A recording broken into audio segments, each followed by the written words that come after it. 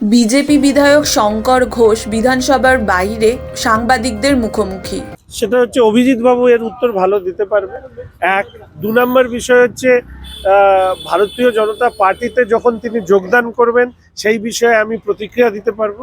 তিন নম্বর বিষয় হচ্ছে যে আমি অন্তত ব্যক্তিগতভাবে চাই রাজনীতিতে স্বচ্ছ ভাবমূর্তির লোক আসুন। আমি ব্যক্তিগতভাবে মনে করি যে দুর্নীতি তো তৃণমূল কংগ্রেসের নতুন চ্যাপ্টার নয়।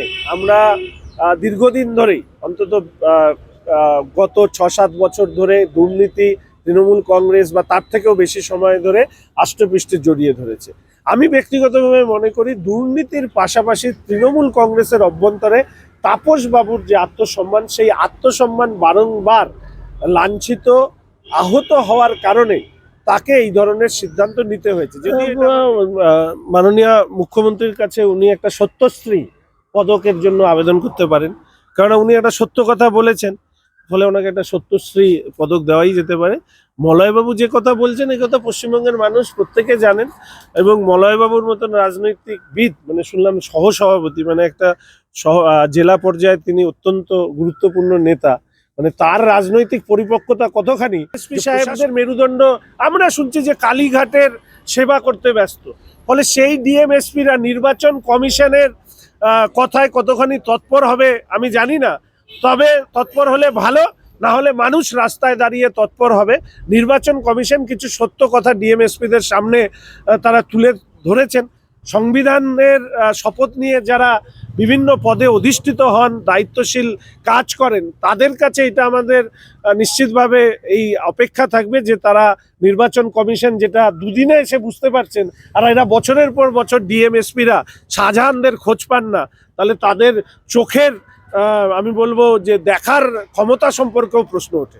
পাহাড়ের রাজনীতিতে বহিরাগত তত্ত্ব বিজেপির থেকেই বলা হচ্ছে যে বহিরাগত কোনো প্রার্থীকে মেনে নেওয়া হবে না, বাইরে থেকে নিয়ে আসা হয়। তৃণমূল একসময় গোটা বিজেপিকে বহিরাগত বলেছিল ২১-এর নির্বাচন। প্রথম কথা, কোন বিজেপি পাহাড়ের বহিরাগত তত্ত্ব হাজির করছে আমি বলতে পারবো না।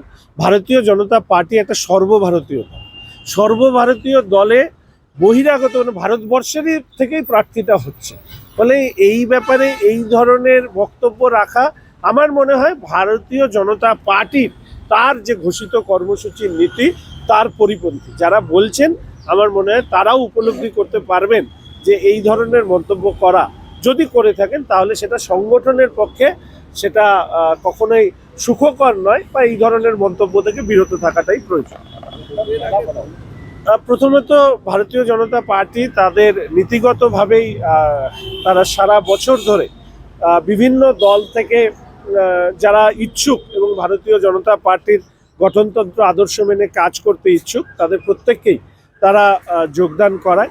ফলে ভারতীয় জনতা পার্টির নির্বাচনের সময় কোনো ব্যক্তি যদি মনে করেন যে তারা যোগদান করবেন, তাহলে অবশ্যই তারা যোগদান করতে পারেন। ভারতীয় জনতা পার্টির মূল লক্ষ্যই হচ্ছে ভারতবর্ষকে শক্তিশালী করা, নেশন ফার্স্ট। এই নেশন ফার্স্টের ক্ষেত্রে যারা এগিয়ে আসবেন তাদেরকে ভারতীয় জনতা পার্টিতে স্বাগত।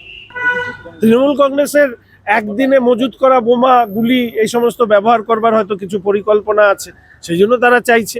প্রথম কথা, ভোটটা শান্তিতে হোক, ভোটটা সবাই নিজের মতন হোক, নিজের ভোট নিজে দিক, এইটা হচ্ছে এনশিওর করতে হবে। দফার থেকেও বেশি শান্তিপূর্ণ ভোট চাই, আর শান্তিপূর্ণ ভোট করতে গেলে পশ্চিমবঙ্গের মতন বড় রাজ্যে বেশি দিন ভোট করতে হবে, কেননা যে রাজ্যে কাশ্মীরের থেকে বেশি কেন্দ্রীয় বাহিনীকে ভোট নির্বাচন ঘোষণার আগে নিয়ে আসতে হয়, তাহলে বোঝা যাচ্ছে যে কাশ্মীরেও শাহজাহান বাহিনীর এত ক্ষমতা নাই যা পশ্চিমবঙ্গে শাহজাহান বাহিনীদের ক্ষমতা আছে।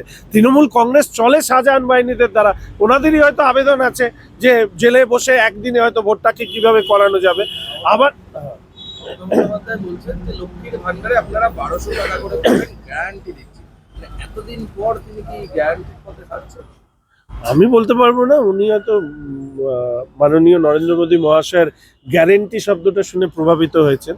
তবে উনি নানা ধরনের গ্যারেন্টি দেন। ১৫০ কেজির বাচ্চার গ্যারেন্টি আছে, সতীদাহ প্রথা বিধানসভায় তুলে দেওয়ার বক্তব্য আছে, গান্ধীজিকে রবীন্দ্রনাথের রস খাওয়ানোর বিষয় আছে, রাকেশ রোশনকে চাঁদে পাঠানোর গ্যারেন্টি দেওয়া আছে। ফলে এত গ্যারেন্টি দেওয়া মানুষের পক্ষে এই লক্ষ্মীর ভান্ডারের গ্যারেন্টি কোন জায়গায় গিয়ে দাঁড়াবে সেটা হচ্ছে সময় বলবে। এবং বিভিন্ন রাজনৈতিক দলের সঙ্গে কথা বলেছে, বলে সেই ধরনের একটা চিন্তা ভাবনা করছে, এবং সিভিক ভলেন্টিয়ারদের যাতে ভোটে ব্যবহার না করা হয়, আধার কার্ড ছাড়া অন্যান্য পরিচয়পত্র দিয়ে যাতে ভোট দেওয়া হয়, এবং সামগ্রিক একাধিক বিষয় নিয়ে কিন্তু কমিশন বলেছে। ফলেনো পরিচয়তে পশ্চিমবঙ্গের মানুষ 2021 সালে বিধানসভা পরবর্তী হিংসা, পরবর্তীকালে পঞ্চায়েত পৌরসভা নির্বাচনের হিংসা, পশ্চিমবঙ্গের মানুষের মধ্যে নির্বাচন সম্পর্কে একটা ভীতির সঞ্চার করেছে। এবং আমরা এটা প্রত্যেকেই জানি, পশ্চিমবঙ্গের রাজনীতিতে একটা হত্যার সংস্কৃতি আবহমান কাল ধরে চলে আসছে।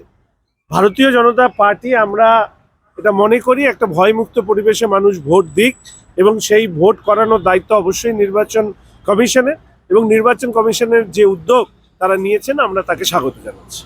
Bureau report, D Bangla news.